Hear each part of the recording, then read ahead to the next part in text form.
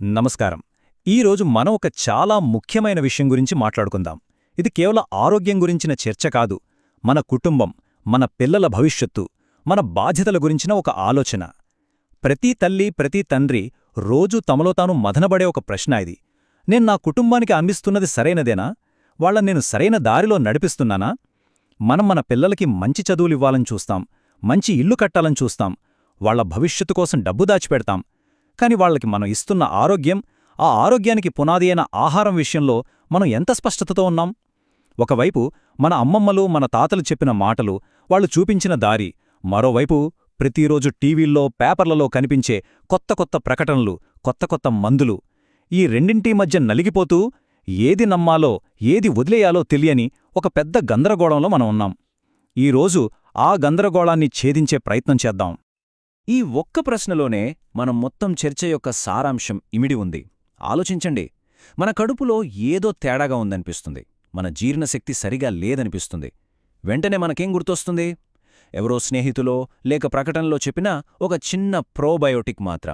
ఒక ప్రయోగశాలలో ఎంతోమంది శాస్త్రవేత్తలు కలిసి ఎన్నో రసాయనాలు వాడి తయారు చేసిన ఒక చిన్న క్యాప్స్యూల్. దాన్ని వేసుకుంటే అంతా బాగైపోతుందని ఒక నమ్మకం. మరోవైపు మన అమ్మ, మన అమ్మమ్మ వందల వేల సంవత్సరాలుగా మన ఇళ్లల్లో ఉన్న ఒకే ఒక పరిష్కారం. అదే ఒక కప్పు పెరుగన్నం. ప్రేమతో కలిపి కాస్త ఉప్పు వేసి పక్కన చిన్న ఆవకాయ ముక్కతో పెడితే అది కేవలం ఆహారం కాదు, అదొక ఔషధం. ఒకటి డబ్బుతో కొనేది, రెండోది ప్రేమతో పొందేది. ఒకటి యంత్రం తయారుచేసింది, రెండోది అమ్మ చేత్తో కలిపింది. ఈ రెండింటిలో మన శరీరం దేన్ని కోరుకుంటుంది? మన ఆత్మ దేనితో తృప్తిపడుతుంది? ఏది మనకు నిజమైన, శాశ్వతమైన ఆరోగ్యాన్నిస్తుంది? ఈ ప్రశ్న మనల్ని మనం వేసుకోవాలి. ఇది ఈనాటి ఆధునిక మనిషి చేస్తున్న అతి పెద్ద పొరపాటు. మన జీవితంలో ప్రతి విషయంలోనూ ఇదే ధోరణి కనిపిస్తుంది. నచ్చింది కదా అని రాత్రి పగలనక వేళాపాళా లేకుండా దొరికిందల్లా తినేస్తాం. నాలుకకు రుచిగా ఉంది కదా అని శరీరాన్ని చెత్తకుండిలా మార్చేస్తాం. ఆ తర్వాత సమస్య మొదలవగానే మనం చేసిన తప్పును సరిదిద్దుకోవడానికి ప్రయత్నించం. మనం తిన్న చెత్తను ఆపడానికి ఇష్టపడం.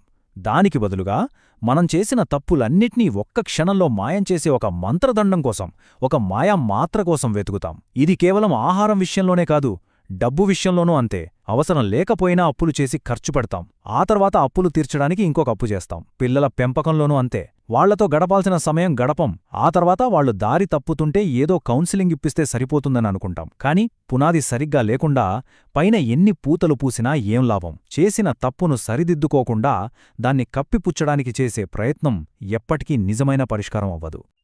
డాక్టర్గారు చెప్పిన ఈ మాటలు అక్షర సత్యాలు.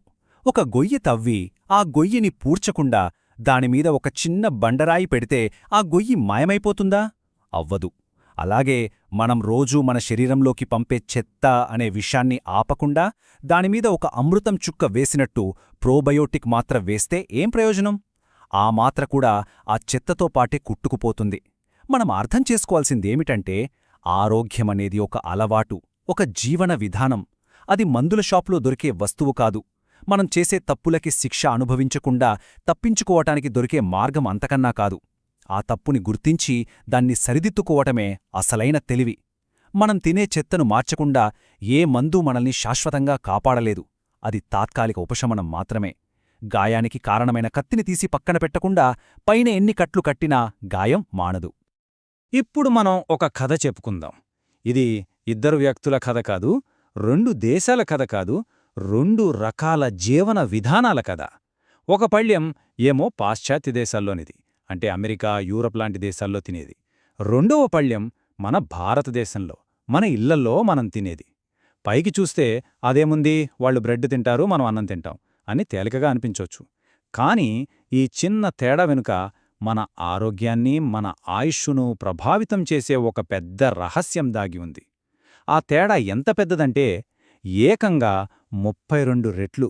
అవును, మీరు విన్నది నిజమే, 30 రెట్ల వ్యత్యాసం. ఆ కథేంటో, ఆ వ్యత్యాసమేంటో మనం ఇప్పుడు లోతుగా పరిశీలిద్దాం. డాక్టర్గారు చెప్పిన ఈ అనుభవం ఒకసారి ఊహించుకోండి. ప్యారిస్ లాంటి అందమైన నగరంలో ఉదయాన్నే అల్పాహారం కోసం వెళ్తే వాళ్ల ముందున్న ఎంపికలు ఏంటి? తెల్లగా మెత్తగా ఉండే మైదాపిండితో చేసిన బ్రెడ్, చక్కెరపాకంతో చేసిన జామ్, నిల్వ ఉంచిన మాంసంతో చేసిన శాసేజ్లు, బహుశా ఇంకో 2-3 రకాలుండొచ్చంతే. ఇప్పుడు మన ఇంటిని, మన దేశాన్ని తలుచుకోండి. ఉదయం లేవగానే మన ముందు ఎన్ని రకాల అల్పాహారాలుంటాయి.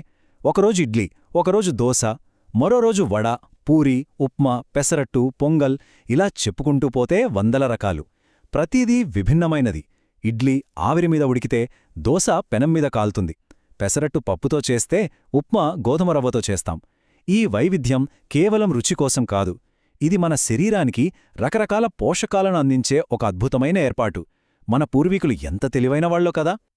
ఈ పట్టికను కేవలం అక్షరాలలాగా కాకుండా 2 జీవితాల మధ్య ఉన్న తేడాల చూడండి. ఒకవైపు ప్రాసెస్ చేసిన మాంసాలు, అంటే జంతువుల నుండి తీసిన మాంసాన్ని అది చెడిపోకుండా ఉండటానికి రకరకాల రసాయనాలు కలిపి డబ్బాల్లో ప్యాక్ చేసి అమ్ముతారు. బ్రెడ్, జామ్ ఇవి కూడా అంతే, ఫ్యాక్టరీలో తయారైనవి. వీటన్నింటిలోనూ పీచు పదార్థం దాదాపుగా శూన్యం. ఇక రెండోవైపు మన భారతీయ పళ్లెం, పప్పులు, కూరగాయలు నేరుగా పొలం నుండి మన వంటగదికొస్తాయి. అన్నం, పెరుగు సహజ సిద్ధమైనవి. మన ఆహారంలో పీచు పదార్థం సమృద్ధిగా ఉంటుంది. ఈ పీచు పదార్థం మన శరీరానికి ఒక చీపురులాంటిది. మన పేగుల్లో పేరుకుపోయిన మురికిని, చెడుని శుభ్రం చేస్తుంది. వాళ్ల పళ్లెంలో వైవిధ్యం లేదు, రోజూ దాదాపు అవే పదార్థాలు. మన పళ్లెంలో అపారమైన వైవిధ్యం. ఈ వైవిధ్యమే మన ఆరోగ్యానికి అసలైన రక్షణ కవచం. సరే, వాళ్ళు అది తింటారు, మనం ఇది తింటాం, దానివల్ల ఏమవుతుంది అని మనం అనుకోవచ్చు. కానీ ఈ ఆహారపు అలవాట్లలోని తేడా ఏదో చిన్న చిన్న అజీర్తి సమస్యలకో, బరువు పెరగడానికో దారితీయడం లేదు. ఇది మనిషి ప్రాణాలతో ముడిపడి ఉన్న ఒక భయంకరమైన వ్యాధి విషయంలో మనల్ని కాపాడే ఒక కవచంలా పనిచేస్తోంది. ఈ తేడా మనల్ని ఒక పెను ప్రమాదం నుండి ఎంత దూరంగా ఉంచుతుందో తెలిస్తే మనం నిజంగా ఆశ్చర్యపోతాం. మన పెద్దల పట్ల మన గౌరవం 100 రెట్లు పెరుగుతుంది. 30 రెట్లు. ఈ అంకెను మీ మనసులో బలంగా ముద్రించుకోండి. ఇదేదో చిన్న తేడా కాదు, 1-2 రెట్లు కాదు, ఏకంగా 30 రెట్లు. దేంట్లో ఈ తేడా అంటారా? పెద్ద ప్రేగు క్యాన్సర్ రావడంలో. పాశ్చాత్య దేశాల్లోని ప్రజలతో పోలిస్తే మన భారతదేశంలోని ప్రజలకు పెద్ద ప్రేగు క్యాన్సర్ వచ్చే అవకాశం 30 రెట్లు తక్కువ. ఆలోచించండి, ఇది ఎంత పెద్ద విషయం. వాళ్లు మనకంటే ఎన్నో రెట్లు ధనవంతులు కావచ్చు, వాళ్ల దగ్గర మనకంటే అత్యాధునికమైన వైద్య సౌకర్యాలు ఉండొచ్చు. కాని వాళ్లని వేధిస్తున్న ఒక భయంకరమైన మహమ్మారి మనల్ని మాత్రం తాకలేకపోతోంది.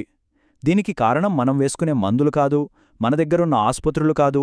దీనికి ఏకైక కారణం మన వంటగది. మన పళ్లెంలో ఉన్న పప్పు, అన్నం, కూరగాయలు, పెరుగు. మన పూర్వీకులు మనకిచ్చిన ఈ అమూల్యమైన వరం. ఆ దేశాల్లో ఈ పెద్ద ప్రేగు క్యాన్సర్ ప్రమాదం ఎంత తీవ్రంగా ఉందంటే అది వాళ్ల ప్రభుత్వ నియమాల్లో, వాళ్ల వైద్య విధానంలో భాగమైపోయింది. అక్కడ 50 ఏళ్లు దాటిన ప్రతి ఒక్కరూ వాళ్లకే సమస్య లేకపోయినా సరే తప్పనిసరిగా ప్రతి 5 సంవత్సరాలకొకసారి కొలనోస్కోపీ అనే పరీక్ష చేయించుకోవాలి. అది ఒక రకంగా వాళ్లకు చట్టం లాంటిది. ఒకవేళ ఎవరైనా పరీక్ష చేయించుకోకుండా దురదృష్టవశాత్తు వాళ్లకు క్యాన్సర్ వస్తే వాళ్ల ఆరోగ్య బీమా సంస్థ డబ్బులు చెల్లించడానికి కూడా నిరాకరించవచ్చు. అంటే మేం ముందుగానే హెచ్చరించాం, మీరు నిర్లక్ష్యం చేశారు, కాబట్టి మీ ఖర్చు మీరే భరించండి అని అంటారు. ఇప్పుడు ఆలోచించండి, మన దేశంలో అలాంటి నియమం ఎందుకు లేదు? మన ప్రభుత్వం ఎందుకు మనల్ని బలవంతంగా పరీక్షలు చేయించుకోమని చెప్పట్లేదు? ఎందుకంటే ఆ అవసరం మనకు లేదు. మన ఆహారమే మనకు రక్షణ, మన జీవన విధానమే మన ఆరోగ్య బీమా. ఎందుకు ఈ తేడా? వాళ్ళూ మనుషులే, మనమూ మనుషులమే. వాళ్ల శరీర నిర్మాణం, మన శరీర నిర్మాణం ఒక్కటే. మరి ఎందుకు వాళ్లకు అంత ఎక్కువ ప్రమాదం, మనకు ఇంత తక్కువ ప్రమాదం? వాళ్లు తినే ఆహారంలో లేనిది మనం తినే ఆహారంలో ఉన్న ఆ అద్భుతమైన శక్తి ఏంటి? ఆ రహస్యమేంటి? ఈ ప్రశ్నకు సమాధానం మనందరికీ తెలిసిందే, కాని మనం దాన్ని గుర్తించం, గౌరవించం. సమాధానం ఇదే. వందల వేల సంవత్సరాలుగా, తరతరాలుగా మన తాత ముత్తాతల నుండి మనకు సంక్రమించిన ఈ అద్భుతమైన ఆహార సంస్కృతే మనల్ని కాపాడుతోంది. మనం రోజూ మామూలుగా తినే పప్పుచారు, కూర, పెరుగు పచ్చడి, సాంబారు ఇవన్నీ కేవలం మన కడుపు నింపే పదార్థాలు కావు. అవి మనల్ని రోగాల బారి నుండి కాపాడే కవచాలు. మన పేగుల్లో మంచి బ్యాక్టీరియాను పెంచి చెడు బ్యాక్టీరియాను నాశనం చేసే సైనికులు. ఈ వివేకాన్ని మనం ఏ విశ్వవిద్యాలయంలోనూ నేర్చుకోలేదు. ఇది మన అమ్మమ్మల వంటగది నుండి మనకు సంక్రమించిన వారసత్వం. దీని కాపాడుకోవాల్సిన బాధ్యత మనందరిపైనా ఉంది. సరే, ఇప్పటివరకు మనం సమాజం స్థాయిలో, దేశాల స్థాయిలో పెద్ద విషయాల గురించి మాట్లాడుకున్నాం. ఇప్పుడు ఆ జ్ఞానాన్ని మన వ్యక్తిగత జీవితానికి, మన శరీరానికి అన్వయించుకుందాం. మన శరీరం ఒక అద్భుతమైన యంత్రం. అది ఎప్పటికప్పుడు మనతో మాట్లాడుతూనే ఉంటుంది. లోపల ఏదైనా సమస్య వస్తే అది మనకు సంకేతాలు పంపుతూనే ఉంటుంది. ఆ సంకేతాలను మనం అర్థం చేసుకోగలిగితే చాలా పెద్ద ప్రమాదాలను చిన్న దశలోనే ఆపేయవచ్చు. అలాంటి ఒక సంకేతం గురించి మనం ఇప్పుడు మాట్లాడుకోబోతున్నాం. ఈ పదాన్ని కాస్త శ్రద్ధగా వినండి. Fatty dyspepsia. దీన్ని తెలుగులో సరైన పదం చెప్పాలంటే కొవ్వు వల్ల కలిగే అజీర్తి.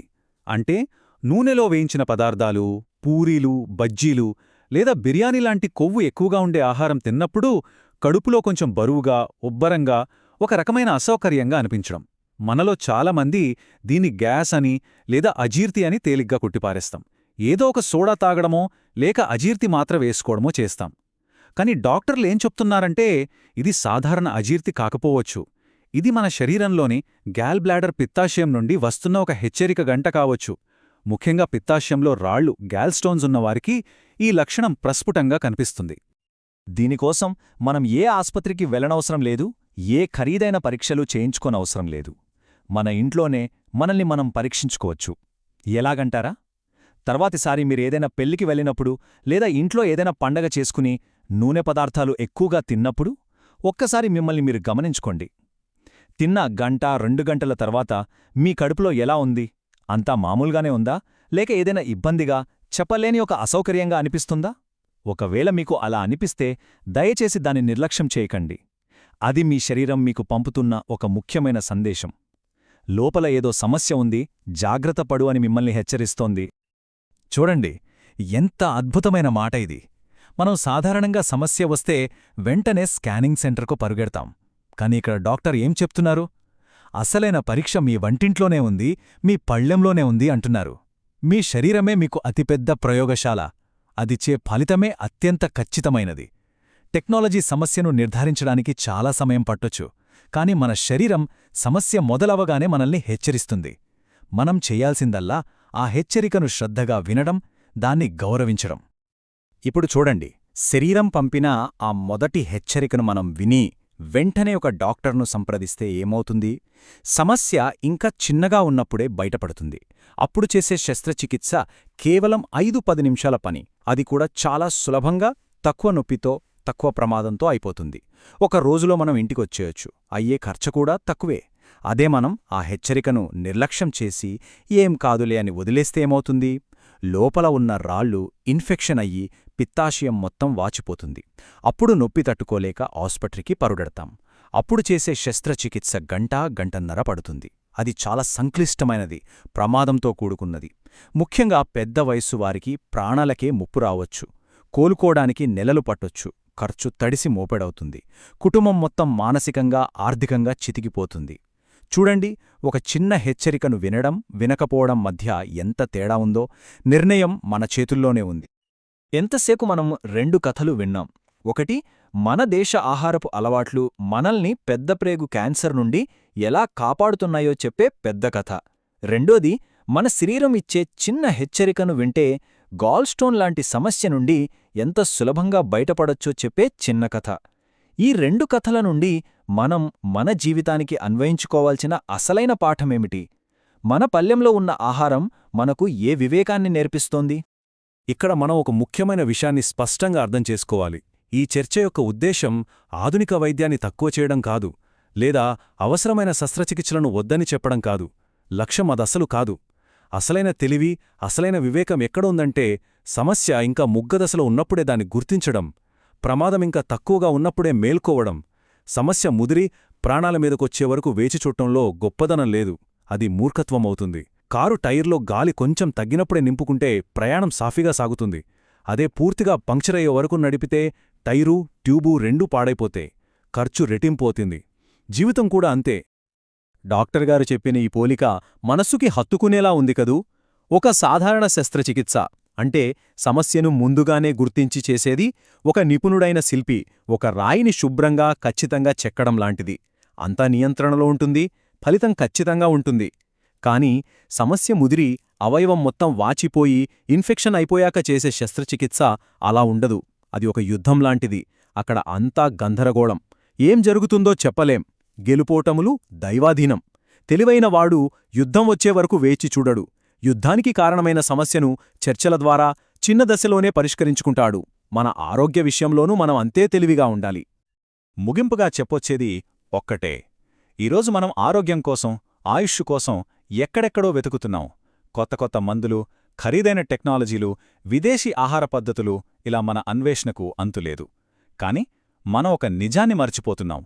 మనల్ని నిజంగా, శాశ్వతంగా ఆరోగ్యంగా ఉంచే అసలైన సంపద, అసలైన వివేకం ఎక్కడో లేదు. అది మన ఇంట్లోనే, మన వంటగదిలోనే ఉంది.